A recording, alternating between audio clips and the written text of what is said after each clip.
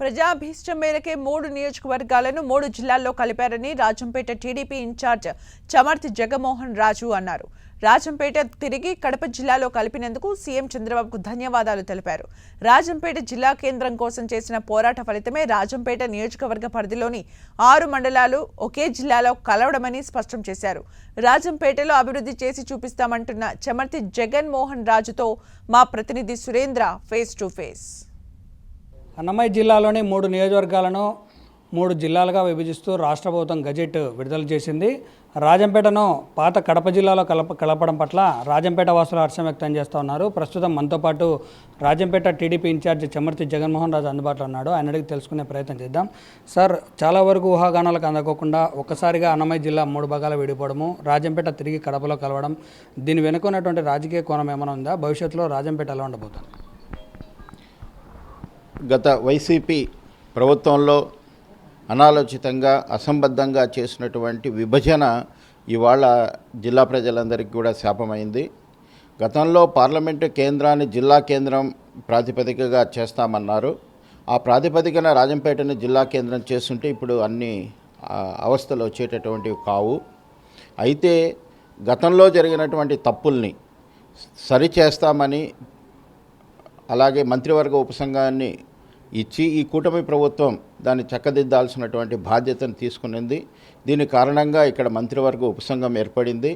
అయితే అక్కడ ఈ అన్నమయ్య జిల్లాలో ఉన్నటువంటి మదనపల్లి, తంబళ్లపల్లి, అలాగే పీలేరు, పుంగనూరు వాసులందరూ కూడా మాకు మదనపల్లి దగ్గర అయితే బాగా ఉంటుంది. అలాగే రాజంపేటకు సంబంధించి ఆల్రెడీ గత వైసీపీ ప్రభుత్వమే దీన్ని 3 ముక్కలు చేసింది. ఒంటిమిట్ట, సిద్ధవటం కడపలో చేసింది.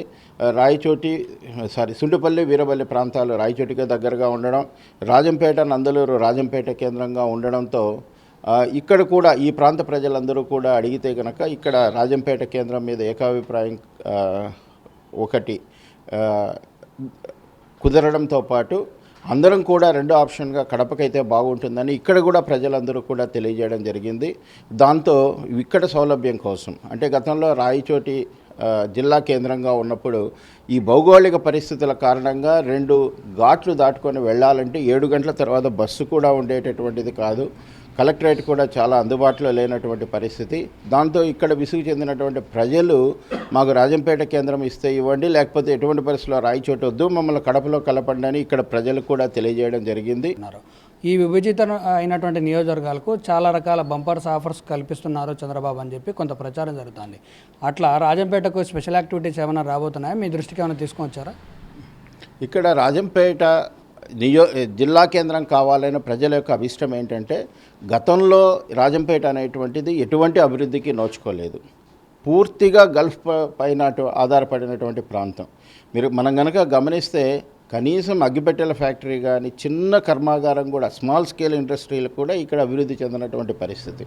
కనీసం ఇక్కడ రైతాంగం అంతా కూడా వ్యవసాయం మీద ఆధారపడేటటువంటి పరిస్థితి. ఎందుకంటే ప్రకృతి ఇచ్చినటువంటి నదులు, నీటి వనరులు బాగా ఉన్నాయి కాబట్టి.